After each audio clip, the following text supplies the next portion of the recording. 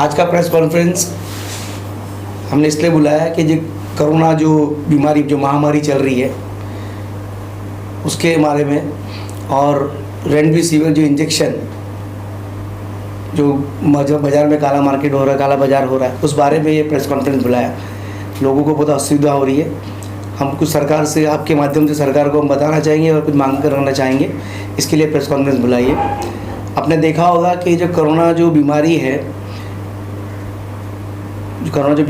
जो आज मतलब जो आज देखिए जो सेकेंड स्टेज वापस फिर से आया है, लेकिन हमारे जो सिस्टम में पहली बार ऐसा हुआ रहेगा कि जो कोरोना बीमारी का इलाज निकला नहीं, लेकिन उसका वैक्सीनेशन निकल गया है। ये पहली बार ऐसा होगा। पहला क्या निकलना चाहिए? मेडिसिन निकलनी चाहिए कि वैक्सीनेशन, लेकिन हम लोग ने इतनी फास्ट प्रगति कर दी कि हमने वैक्सीनेशन निकाल लिया। और वैक्सीनेशंस के भी कुछ के लोगों को प्रभाव अच्छे हैं, कुछ लोग पे प्रभाव गलत हो रहा है। कुछ लोग वैक्सीनेशन लेने के बाद बीमार पड़ रहे हैं और कुछ लोग उसको झेल नहीं पा रहे, तो उसके मतलब कि कोरोना, उनको फिर से कोरोना हो रहा है। तो ये सब चीज़ें हैं जो FDA ने इस बारे में पूरा कॉन्संट्रेट रिसर्च करके प्रॉपर क्या है ये करना चाहिए। और हमारा जो मुद्दा था कि रेमडेसिविर इंजेक्शन है, मार्केट में काला बाज़ार हो रहा है। पहली बात तो FDA जो है उन्होंने एक गाइडलाइन जारी करना चाहिए सब हॉस्पिटल्स को, दवाखानों को, इनको कि कोरोना पेशेंट को कौन सी मेडिसिन लगनी चाहिए, कौन सी मेडिसिन से ट्रीटमेंट करना चाहिए। लेकिन कैसा हो रहा है, आपने देखा जब कोरोना नया आया था तो लोगों ने एड्स की जो दवाई है, इंजेक्शंस वगैरह वो दी, उससे बहुत सारी मौतें हुई, क्योंकि हमको पता नहीं था कि क्या इंजेक्शन असर करेगा। वायरल लिए था, वायरल बोल के, तो लोगों ने जितने भी एंटीवायरल थे जो हाई डोज की यूज़ किए। लेकिन इस दौरान ऐसा हुआ कि जो रेमडेसिविर इंजेक्शन है, जिसको मतलब कि लंग्स तक इन्फेक्शन जा रहा है, जो लंग्स में कंजक्शन हो रहा है, तो रेमडेसिविर इंजेक्शन उसमें काम कर रहा है। लेकिन रेमडेसिविर इंजेक्शन कोरोना के लिए खास बनी नहीं है, या कोरोना के मापदंड के हिसाब से नहीं है। लेकिन अभी कुछ नहीं होने से कुछ होना बेहतर, तो कुछ लोगों को रेमडेसिविर इंजेक्शन से फ़ायदा होने लगा, तो उसका मतलब मार्केट में जो है शॉर्टेज तैयार हो गया। क्योंकि इस तरह हुआ हो गया कि रेमडेसिविर इंजेक्शन से लोग ठीक हो रहे हैं या उनको मतलब क्योर रेट सही है, तो इसकी वजह से जो कालाबाजारी चालू हो गई। हमने कुछ दिनों पहले देखा कि जो मेडिकल स्टोर्स में, हमने टीवी में भी देखा कि ऐसा दिखाया कि 11,000 12,000 रुपये का एक जो इंजेक्शन, जो लगभग 1,500 या 2,000 का इंजेक्शन होगा बनने में, वो 12,000 15,000 में लोगों को, गरीब लोगों को लूट मार मचा के लोगों ने, जो दलाल लोग, बिचौली है, ऐसे टाइम पे लोग मुनाफा बनाने के चक्कर में, इसमें मतलब मेडिसिन वाले भी हो सकते हैं, मेडिकल स्टोर वाले भी हो सकते हैं, या कोई माफिया हो सकता है, इस तरह काम करके लोगों को मतलब नुकसान पहुँचा रहा है और जो गलत चीज़ का फ़ायदा उठा रहा है। तो मैं चाहता हूँ ये जो प्रशासन ने, एडमिनिस्ट्रेशन ने ये करना चाहिए, पुलिस व्यवस्था हो, कलेक्ट्रेट है, जो भी डिपार्टमेंट इसके ऊपर है, और सेंट्रल गवर्नमेंट ने क्या कर, सबसे पहला जो रेमडेसिविर का जो एक्सपोर्ट था वो बंद करना चाहिए। जितने भी जो रेमडेसिविर यहाँ से जो दूसरे देश में जा रही है उसको रोकते हुए, हमारे देश में जो पर्याप्त जब तक मिलता नहीं है हमारे पेशेंट्स को, तब तक के लिए रोक लगानी चाहिए। दूसरे लोगों को भी दे, या तो उनका प्रोडक्शन बढ़ाए, क्योंकि अब फिलहाल ये जो रेमडेसिविर इंजेक्शन लोगों को फ़ायदा पहुंचा रही है। सेकंड, सेंट्रल गवर्नमेंट इस पर जितनी भी एक्सरसाइज, जितनी भी ड्यूटी है वो हटा देनी चाहिए। और साथ ही में जितनी दवाई कंपनी है उनको बोलना चाहिए कि इस वक्त आपदा है, ये वेरी इमरजेंसी सिचुएशन है, तो गवर्नमेंट जो कंपनीज़ है वो डे नाइट काम करते हुए और ये इंजेक्शंस को नो प्रॉफिट नो लॉस में लोगों तक पहुंचाना नहीं चाहिए। और सरकार ने, स्टेट गवर्नमेंट या सेंट्रल गवर्नमेंट, जो भी गवर्नमेंट एजेंसीज़ हैं, वो सब जितना भी जो साटा आएगा वो मतलब कलेक्ट्रेट की राह जाके, जैसे उन्होंने बोला कलेक्टर को देंगे, वहाँ से जो हॉस्पिटल्स में बटे और लोगों तक पहुँचे। और मैं चाहता हूँ ये एक, जैसा कोरोना जो वैक्सीनेशन फ्री दे रही है सरकार, तो इसको भी एक, आप होता है ना, इमरजेंसी घोषित करके, या इमरजेंसी में जैसे आपदा, बायोलॉजिकल वार समझ के आपदा के अंदर फ्री मिलना चाहिए, ये मेरी मांग है। और मैं चाहता हूँ कि जो इंजेक्शंस का प्रोडक्शन बढ़ा। बीच में आप देखिए शॉर्टेज क्यों होगा, क्योंकि आपने देखा होली का दिन था, 2 दिन छुट्टी थी, इसमें ना जो बड़ी कंपनी ने अपना प्लांट बंद रखा था, इसकी वजह से रेमडेसिविर इंजेक्शंस उस टाइम सोमवार मंगलवार को एकदम उनका शॉर्टेज क्रिएट हुआ था।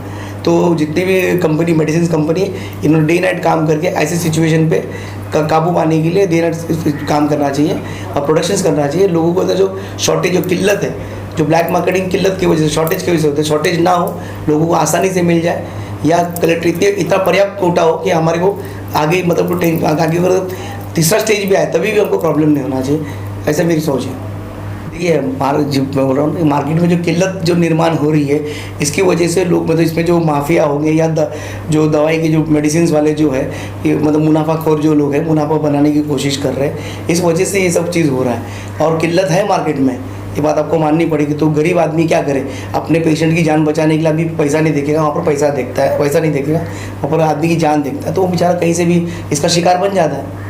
ये काम प्रशासन का, पुलिस का है कि ये सब ना हो, और हॉस्पिटल्स वालों ने भी ध्यान देना चाहिए कि उनके पास पेशेंट अगर है तो उनके मेडिकल स्टोर में जो पर्याप्त रेमडेसिविर मिलनी चाहिए, उसकी तैयारी उन्होंने करनी चाहिए हॉस्पिटल्स में। कभी देखा होगा कि जब भी कोई ऐसा सिचुएशन आता है, कोई चीज़ के मतलब शॉर्टेज मार्केट में क्रिएट करते हैं, जो माफियाज होते हैं क्रिएट करते हैं, तो मुनाफाखोरी करने के लिए करते हैं, वो वैसे डर निर्माण करके।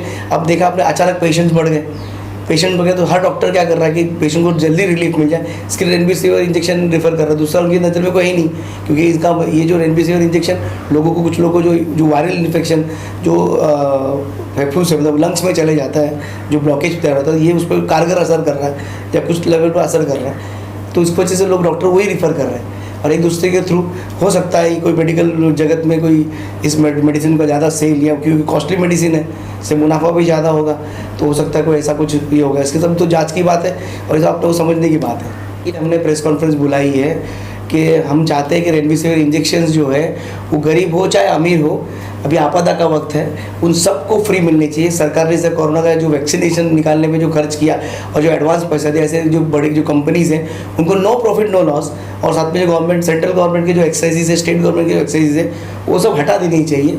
और कंपनीज़ को बोलना चाहिए कि भाई नो प्रॉफिट नो लॉस में इस सरकार को बना के दे पर्याप्त जितना हमको चाहिए। समझो हमारी आबादी जो सबसे आगे की जो ये वापस थर्ड स्टेज आने वाला है, ऐसा कुछ लोग बोल रहे हैं कि वापस कोरोना का और एक स्टेज आएगा जो इससे भयंकर होगा, तो उसकी तैयारी भी करनी चाहिए। और अपने को जो लगने वाला है कि हम लोग हमारी जनसंख्या बहुत ज़्यादा है, वो हिसाब से हमको अपनी तैयारी करनी चाहिए, सरकार ने तैयारी करनी चाहिए। सर क्या ना, ये सिचुएशन है, ये बहुत कम टाइम में अचानक आ रही है। हमारे पास कुछ भी डिजास्टर मैनेजमेंट प्रोग्राम ये जो पहले जो होता है उस पर कोई मतलब कोई ऐसा रिहर्सल या कोई ट्रेनिंग पहले से होती नहीं है। हमारे नॉर्मली क्या होता है, इससे पहले जब भी हुआ तो पूर आया है या अर्थक्वेक आया है, तो डिजास्टर मैनेजमेंट प्रोग्राम उनके लिए उसके लिए प्लान्ड है। लेकिन ये पहली बार ऐसा हुआ कि बायोलॉजिकल वार है ये एक्चुअली पहले ज़माने में हम लोग तलवार से लड़ते थे, फिर बंदूक से लड़ने लगे, अब ये होता ना ये बायोलॉजिकल केमिकल वेपन से हम लोग लड़ेंगे, भविष्य में बढ़ेगा।